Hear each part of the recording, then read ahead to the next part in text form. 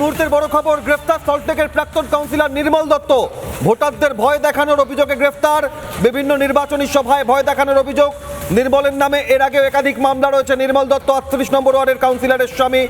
নির্মলের 10 দিনের জেল হেফাজতের নির্দেশ হয়েছে ভোটারদের ভয় দেখানোর অভিযোগে।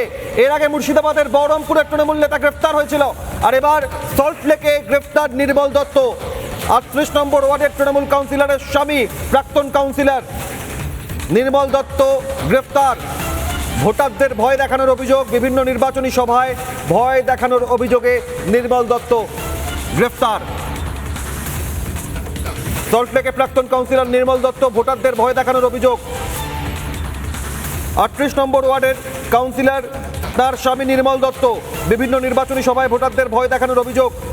ইতিমধ্যেই তাকে তোলা হয়েছে বিধাননগর মহকুমা আদালতে। সেখানে বিচারক তাকে 10 দিনের জন্য জেল হেফাজতের নির্দেশ দিয়েছেন। এর আগেও তার বিরুদ্ধে একাধিক মামলা ছিল।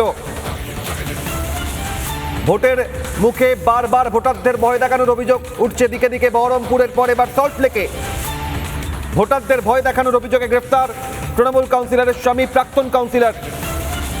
38 নম্বর ওয়ার্ডের কাউন্সিলরের স্বামী নির্মল দত্তকে গ্রেফতার করা হয়েছে।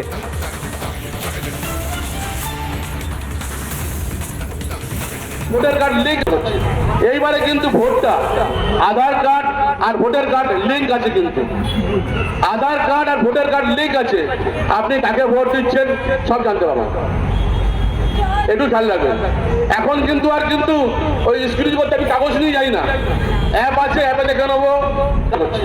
এইবারে কিন্তু ভোটটা আধার কার্ড আর ভোটার কার্ড লিঙ্ক আছে, কিন্তু আধার কার্ড আর ভোটার কার্ড লিঙ্ক আছে। আপনি